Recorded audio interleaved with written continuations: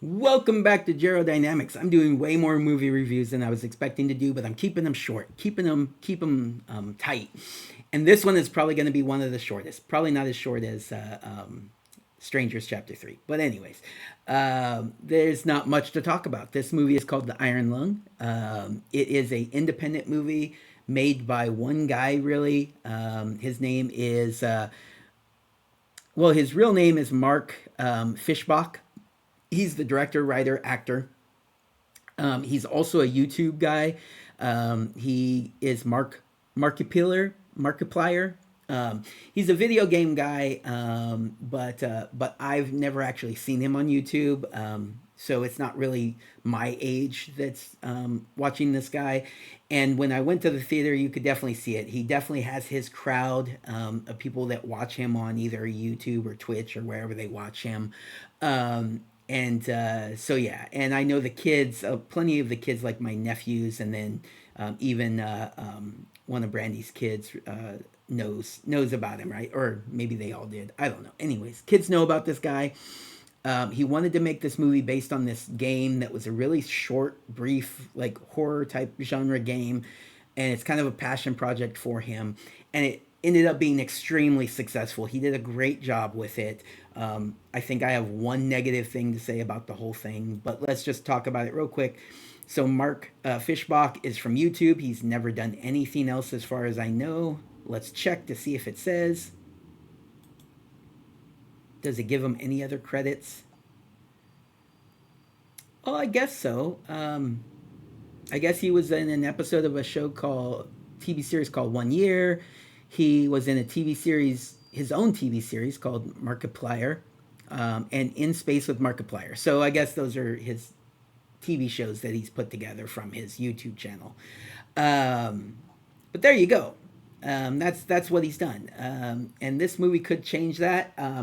I would imagine he will go out there and he will make more movies like this, where they're kind of like based on games that he has made popular through his YouTube or his is it YouTube or Twitch? Let me know if you know. The guy's online. He's a streamer. Does good stuff from what I hear. It's just not my thing, right? And he did a really good job with this movie. He took basically this kind of like a first person type game where you're in a submarine, and it's very limited. It's a horror type genre video game, but there's not a lot going on. It's not like an action packed game. You're taking pictures with a camera on a submarine that's in an ocean of blood, and there is a bit of a backstory where it says, a bunch of the like all of the suns kind of like fizzled out, and there's only so many people that are still alive in the galaxy or the universe, but you don't know a whole lot about why or what's going on. It's very vague in the backstory, and it's kind of good like that, and it's that way in this movie as well.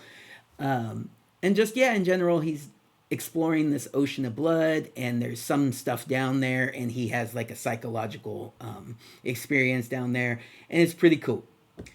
All in all, I would say you got to watch it to really kind of know. And if you've already seen it because you're a fan, then this movie review really doesn't do anything for you.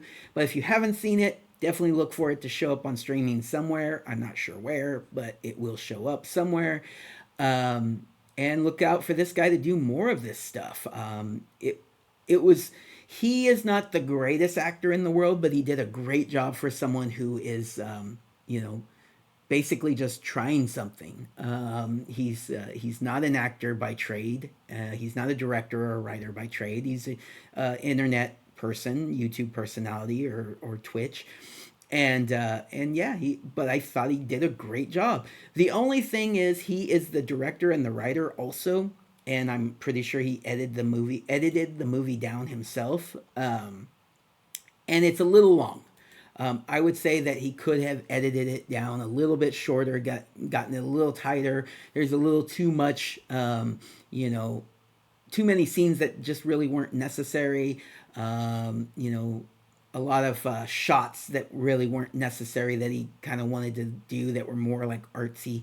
Watching like stuff drip from the submarine just to try to give you that atmosphere. which I get, and doing a little bit of it, but there was too much, and the movie just kind of dragged on a little bit too long.